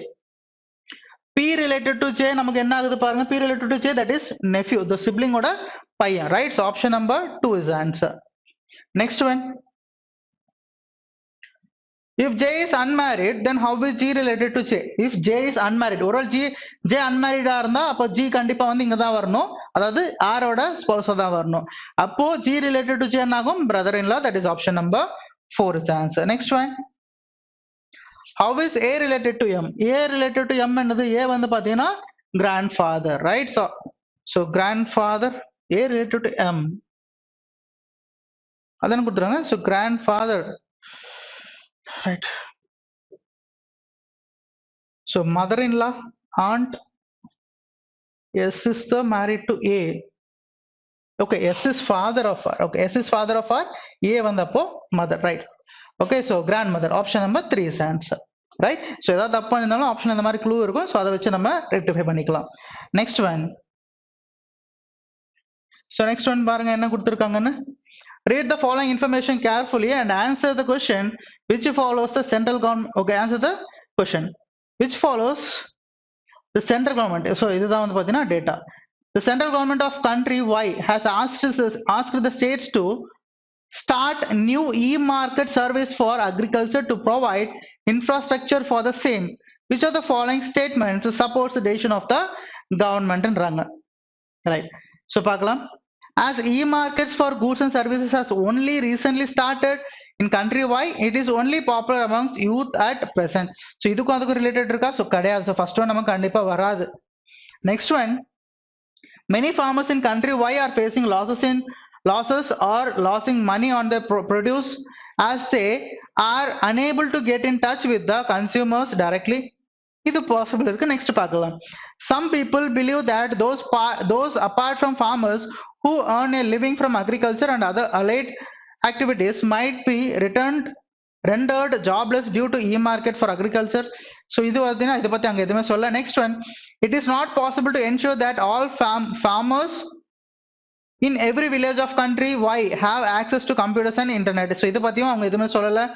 next, most farmers in country Y are not very well educated and do not use newer technologies for farming. so இது பத்தியும் சொல்லலாம். அப்ப என்ன சொல்லலாம், இதுல சம்பந்தப்பட்டது செகண்ட் ஒன் மட்டும்தான், means option number 2 is the correct one சொல்லலாம், ரைட்? இப்போ எதனால இதை இம்ப்ளிமெண்ட் பண்ணிருக்காங்கன்னா, நிறைய பேர் வந்து பாத்தீங்கன்னா மணி இதெல்லாம் லாஸ் பண்றாங்க, அவங்க ப்ரொடியூஸ் பண்ண கூட்ஸ்க்கு டைரக்டா கன்சூமருக்கு விற்க முடியாம, right? Next one, so next one arrangement based கொடுத்திருக்காங்க. so பார்க்கலாம் என்ன கொடுத்திருக்காங்க பாருங்க, 10 people are sitting in two parallel rows containing 5 people each in such a way that there is an equal distance between adjacent persons. in row 1, S, T, U, V and W are seated and all of them are facing north, and in row 2, A, B, C, D and E are seated and all of them are facing south. so ரெண்டு row கொடுத்திருக்காங்க, parallel rows.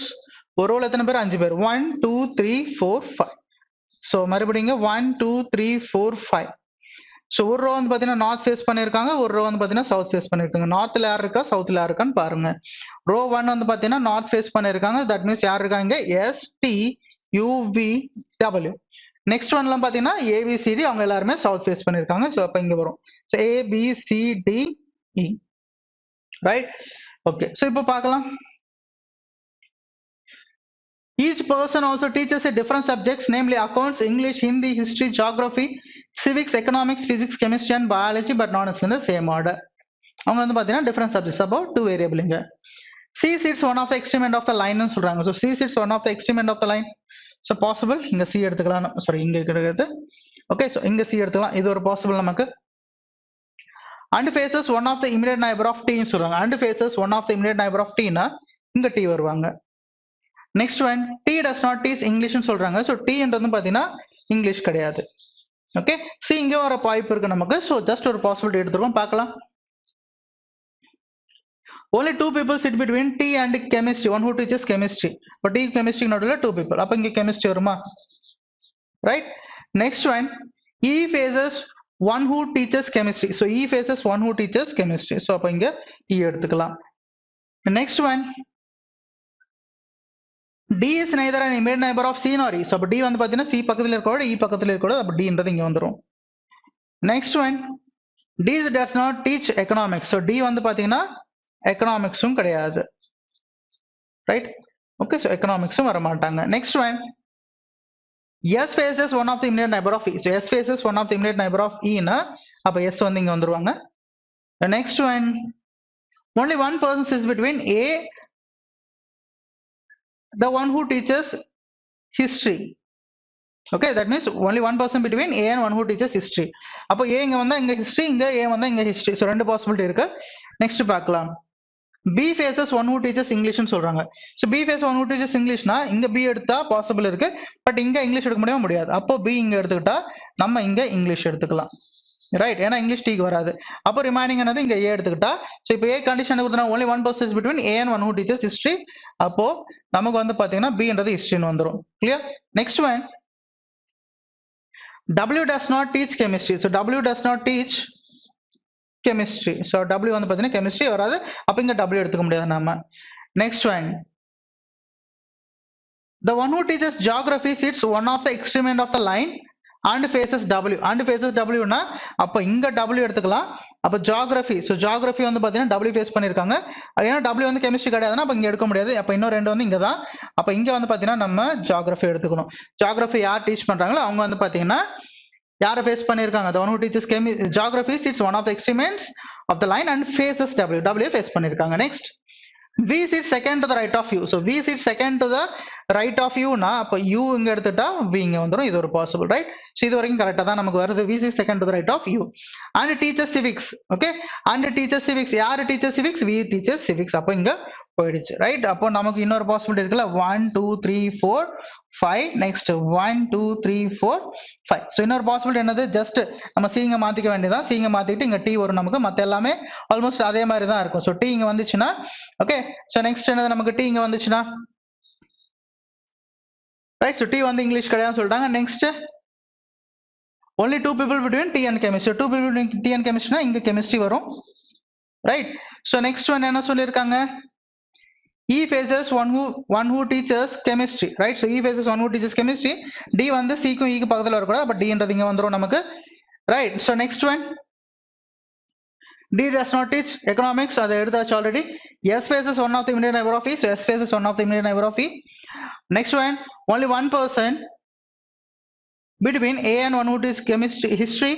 B faces one who teaches English னு சொல்றாங்க. B இங்க எடுக்கலாம், இங்க எடுக்கலாம். B இங்க எடுத்தா இங்க இங்கிலீஷ் எடுக்க முடியாது. அப்ப B இங்க, ஓகே, அப்ப இங்கிலீஷ் இங்க வந்துரும் நமக்கு. கிளியர்? அப்ப A இங்க எடுத்துட்டோம்னா இங்க ஹிஸ்டரி வரும் நமக்கு. கிளியரா? சேம் அதே தான், கொஞ்சம் மாறி இருக்கும், அவ்வளவுதான், right? Next one, W does not teach chemistry. So W does not teach chemistry இங்க வராது. So W வந்து எக்ஸ்ட்ரீம் ன்னு சொல்லிட்டாங்க. அப்ப W இங்க வந்துச்சுன்னா அப்ப இங்க வந்து பாத்தீங்கன்னா geography. கிளியர்? நெக்ஸ்ட் ஒன், ஏன்னா geography and W faces each other. V sits second to the right of U. So V sits second to the right of U னா அப்ப U இங்க எடுத்துட்டா V இங்க வந்துரும். Clear? So V and teaches what? Civics. அப்ப V வந்து பாத்தீங்கன்னா civics. Right, next one. the one who teaches physics faces one who teaches biology. Physics biology னா நமக்கு பாசிபிள் என்னது? ஸோ இங்க வந்து பாத்தீங்கன்னா பிசிக்ஸ் பயாலஜி இங்க எங்கேயாவது வரும் நமக்கு. ஸோ இது வந்து பாத்தீங்கன்னா நம்ம ஸ்ட்ரைக் ஆஃப் பண்ணிக்கலாம். ஸோ இது வந்து ஸோ மேல எடுத்ததுக்கு ஸோ இது ஸ்ட்ரைக் ஆஃப் பண்ணிக்கலாம். இப்போ பிசிக்ஸ் நமக்கு வந்து பாத்தீங்கன்னா என்ன வரணும்? the one who teaches physics faces one who teaches biology. அப்ப physics biology இங்க ரெண்டு இடத்துல தான் எங்கேயாவது வரணும். இங்க பிசிக்ஸ் வந்து இங்க biology, இங்க biology வந்து இங்க physics. ஸோ பார்க்கலாம் எங்க வரணும்னா the one who teaches biology faces opposite direction of D. Opposite direction of டினா அப்போ இங்க நமக்கு வந்து பாத்தீங்கன்னா என்ன வராது? பயாலஜி வராது. அப்போ நமக்கு பயாலஜின்றது இங்க வரும். ரைட்? அப்போ பிசிக்ஸ்ன்றது இங்க வரும். Clear? Right. Next one, T nor E teachers accounts. So T accounts கிடையாது, இ அக்கவுண்ட்ஸ் கிடையாது. அப்போ டபிள்யூ வந்து பாத்தீங்கன்னா அக்கவுண்ட்ஸ் வந்துடும் நமக்கு. கிளியரா? ரைட். ஸோ ரிமைனிங் பாருங்க. ஸோ ரிமைனிங் இ வந்து எக்கனாமிக்ஸ் கிடையாதுன்னு சொல்லிட்டாங்க. அப்போ இ வந்து எக்கனாமிக்ஸ் வந்துடும். clear. So next D வந்து அப்போ remaining. So remaining இருக்கிற subject என்னன்னு பாருங்க. remaining subject that is Hindi. Right? So D வந்து பாத்தீங்கன்னா ஹிந்தின்னு வந்துரும். clear? அதை பத்தி எதுவுமே கொடுக்கல. இதான் நம்மளோட final arrangement. clear? So note பண்ணிக்கங்க. இப்போ one by one question solve பண்ணலாம். question என்ன கேட்டிருக்காங்க? who amongst the following teachers physics ன்னு சொல்றாங்க. So who among the following teachers physics? So physics யாரை டீச் பண்ணிருக்கா? A. Right? Option number 2 is the answer. clear? Next one.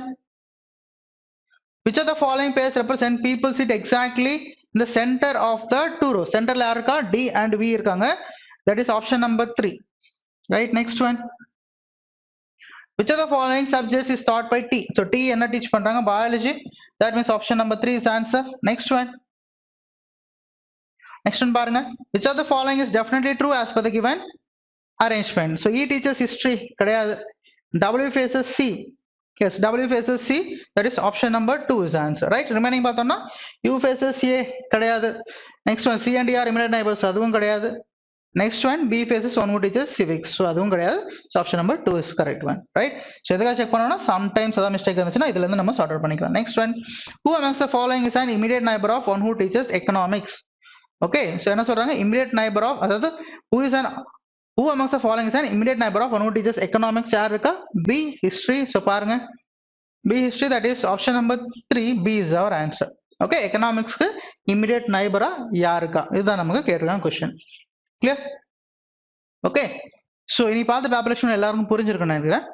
So paper explanation எப்படி இருந்துச்சுன்னு so உங்களோட கருத்துக்களை வந்து பார்த்தீங்கன்னா கமெண்ட்ஸ்ல சொல்லுங்க. ஸோ அப்போதான் வந்து பார்த்தீங்கன்னா இன்னும் நாங்கள் இம்ப்ரூவ் பண்றதுக்கான வாய்ப்பு இருக்கும். இன்கேஸ் உங்களுக்கு ஏதாவது புரியல இல்ல இந்த மாதிரி இருந்துச்சுன்னா நல்லா இருந்திருக்கும் அந்த மாதிரி ஏதாவது சொன்னீங்கன்னா கரெக்டா இருக்கும். ஸோ மேக்ஸிமம் நம்பருக்கு ஷேர் பண்ணுங்க. ஸோ ஐடிபிஐ வந்து பார்த்தீங்கன்னா ஐடிபிஐ பேப்பர் எக்ஸ்பிளேஷன் இப்போ நம்ம ஸ்டார்ட் பண்ணியிருக்கோம். ஸோ நீங்க வந்து பார்த்தீங்கன்னா உங்களோட கமெண்ட்ஸை சொன்னதுனால clear. So maximum number share பண்ணுங்க ஸோ தட் இது நிறைய பேருக்கு யூஸ்ஃபுல்லா இருக்கும். ரைட்? ஸோ அப்போ இதே மாதிரி வந்து பார்த்தீங்கன்னா நிறைய கிளாஸஸ் நிறைய எக்ஸாம்ஸ்க்கு எங்களால் கொண்டு வர முடியும். கிளியர்? தேங்க்யூ.